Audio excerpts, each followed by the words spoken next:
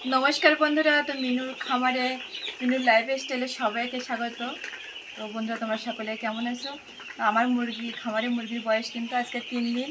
तो आमी बेडटा परिष्कार करे देबो माने लिटारटा परिष्कार करे देबो। पेपारेर अवस्थाटा खुबই खाराप। এই পেপারটা যদি আমি না তুলি তো এখান থেকে যে গ্যাসটা সৃষ্টি হবে এতে মুরগিগুলো অসুস্থ হয়ে পড়বে, কারণ এটা দুর্গন্ধ হয়ে গেছে। সেজন্য এটা পরিষ্কার করব।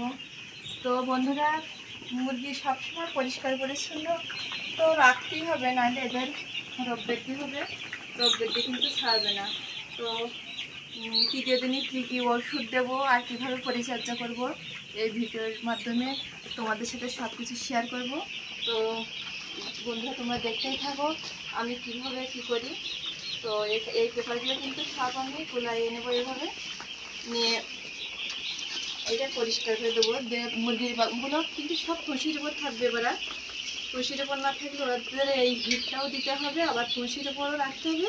কারণ 5 দিন তো অবশ্যই তাপ দিতে হবে। এখন বাইরে বৃষ্টি হচ্ছে, সেজন্য মুরগিগুলো এখনও ওদের ভিতরে মুরগির ভিতরে এখনও কুসুমটা কাঁচা আছে। তো সেজন্য এদের এখনও তাপের ব্যবস্থা আছে।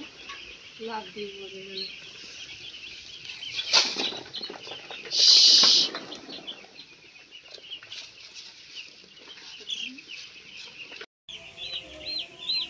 তো বন্ধুরা বেডটা কিন্তু আমার তোলা হয়ে গেছে। এবার কিন্তু ওরা তুলসীর উপরে থাকবে। তুলসীর উপরে ওরা আরও গরমটা ভাবে হলো। পেপারটা একদম পুরোটা নষ্ট করে দিয়েছিল। তো পেপারটা যখন খারাপ পর্যায়ে চলে যাবে তাহলে অবশ্যই তুলে নেবে, নাহলে এখান থেকে কিন্তু একটা গ্যাস অ্যামোনিয়ার যে গ্যাসটা হবে সেটাই মুরগির ক্ষতি করবে। সেজন্য সবাই আগে বেডটাই পরিষ্কার রাখবে। মুরগি হচ্ছে পরিচর্যাটাই মেন। মুরগি যদি ভালোভাবে বেডটা পরিষ্কার রাখা যায় তাহলে অবশ্যই লিটারটা শুকনো ঝরঝরে রাখতে হবে, তাহলে মুরগি সুস্থ থাকতে বেশি। তো বন্ধুরা এবার কিন্তু আমি জলটা দেবো। তো জলে আমি কী কী ওষুধ দেবো সেটাই তোমাদের সাথে শেয়ার করবো। তো বেড দুটো তোলা হয়ে গেছে। জলে কিন্তু মক্স প্লাসটা দিচ্ছি, আর রাতে তো কিন্তু এটা তৃতীয় দিন। তো মক্স প্লাসের সাথে লুমিক্সটা দিচ্ছি। কিন্তু আমি 10 লিটার জল নিয়েছি, আমার 420টা মুরগি আছে। এই মক্স প্লাসটাই 1 গ্রাম করে দেবো, 1 লিটারে 1 গ্রাম করে। তো আমি এখানে 10 মিলি ওষুধ নিয়েছি, এটা দিলাম। আর এটা আমি এর সাথে যুক্ত করতেছি লুমিক্সটা যুক্ত করছি। এটাও কিন্তু 1 লিটার জলে 1 গ্রাম, 1 মিলি, এটা মিলি, গ্রামটা হচ্ছে গুঁড়ো ওষুধ। তো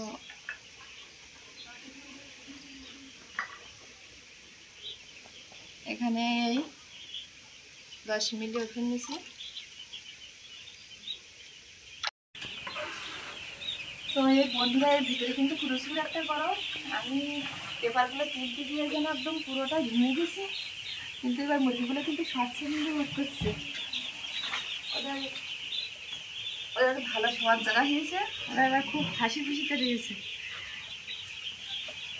খেলা করছে।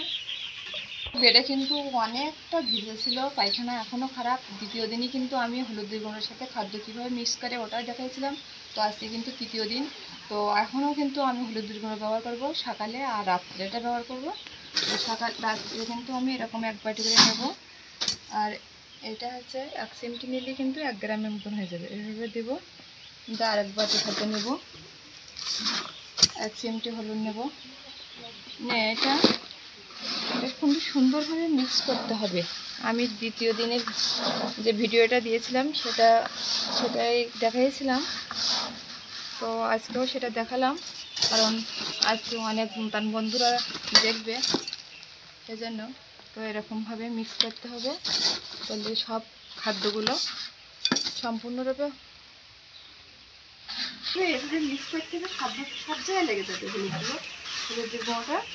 এবার আমি কিন্তু এই খাদ্যটা এইভাবে দেবো, রেখে দিয়ে দেবো।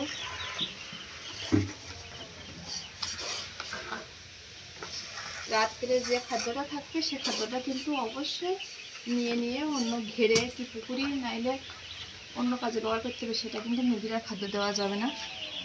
তো এটা আমার বিকেলের খাদ্য, সেই জন্য এর সাথে দিয়ে দিলাম, এতে কোনো সমস্যা হবে না।